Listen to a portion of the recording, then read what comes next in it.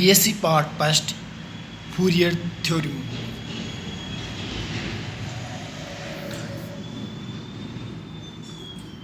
Fourier theorem क्या होती है, किसे कहते हैं फूरियर थ्योरम? 1822 में फूरियर नामक के वैज्ञानिक ने एक बहुत ही उपयोगी प्रमेय का प्रतिपादन किया, जिसके द्वारा किसी जटिल आवर्ती फलन कॉम्प्लेक्स पीरियोडिक फंक्शन का विश्लेषण किया जा सकता है। इस प्रमेय के अनुसार किसी भी परिमित फाइनाइट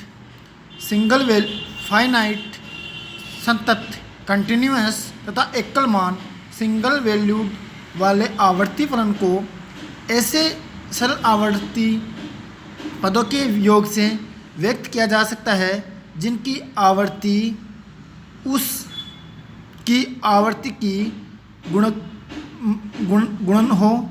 दूसरे शब्दों में हम कह सकते हैं कि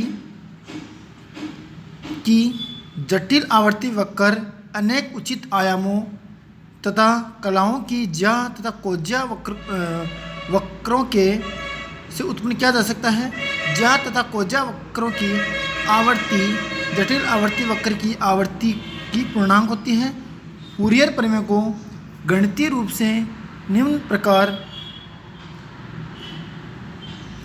से y बराबर एफ टी बराबर a0 plus a1 cos omega T plus a2 cos 2 omega T plus f cos r omega t br sine omega t b1 sine omega T plus b2 sine 2 omega T plus br sine r omega T.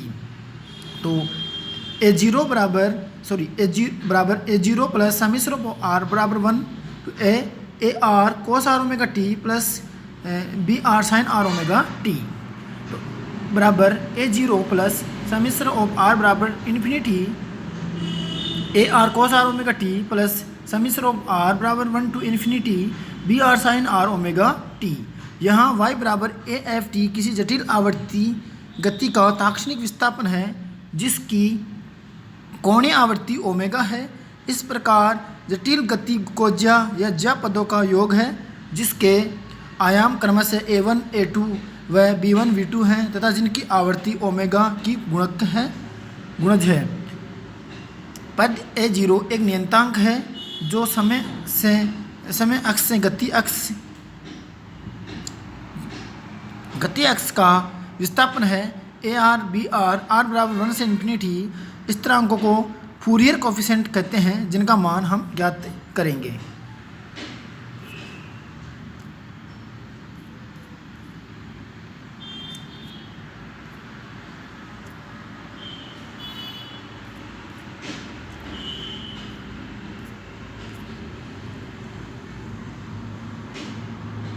AR का मान ज्ञात करना, समीकरण 4.1 को dt से गुणा करके एक पूर्ण आवर्तकाल t के लिए समाकलन करते हैं जिसे समाकलन 0 से t y dt बराबर a0 समाकलन 0 से t dt प्लस समीश्र ऑफ r बराबर 1 टू इन्फिनिटी ar समाकलन 0 से t cos r omega t dt plus समीश्र of r 1 to infinity br समाकलन 0 से t sine r omega t dt। समाकलन 0 से t y dt का अवकलन समाकलन करने पे a0 t तो a0 बराबर 1/t समाकलन 0 से t y dt। स्पष्ट है कि a0 फलन y का 0 से t तक के अंतराल में औसत मान है जिस पर परिवर्तित ज्यात व कोज्या अवयव अध्यारोपित फलन समक अक्ष के सापेक्ष सममित हैं, तब इसका औसत मान होगा। AR का मान ज्ञात करना, समीकरण 4.1 को कोस r ओमेगा टी से गुणा कर तक समाकलन करने पे समाकलन 0 से t y cos r omega T dt बराबर a0 समाकलन 0 से t cos r omega T dt plus a1 समाकलन 0 से t cos omega T cos r omega T cos plus ar समाकलन 0 से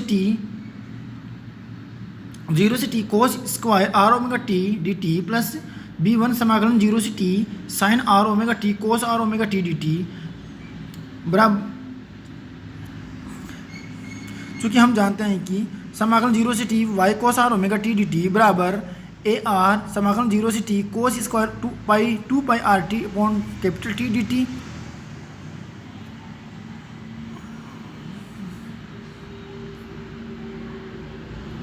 जिससे हम ए आर का मान ज्ञात करते हैं 2/t समाकलन 0 से t y cos r omega t dt। यहाँ r बराबर 1 2 है, अतः कोज्य पद के सब स्थिरांकों का मान ज्ञात किया जा सकता है। बी आर का मान ज्ञात करना sine R omega t D T से गुणा करके टी तक समाकलन करने पर ऊपर की भांति बी आर बराबर 2/t समाकलन 0 से t Y sine R omega t D T. इसमें आर बराबर 1 2 रखने पर ज्या पद के स्थिरांकों का मान ज्ञात किया जा सकता है। अब हम लिमिटेशन ऑफ फूरियर थ्योरम क्या होती है, फूरियर की प्रमेय की सीमाएं क्या है। तो पहली बात है कि फलन फाइनाइट होना चाहिए। फाइनाइट होने का मतलब है, इसका अर्थ यह है कि विस्थापन का मान सदैव परिमित रहना चाहिए तथा ये किसी भी समय अनंत नहीं होना चाहिए। फलन कंटिन्यूअस होना चाहिए।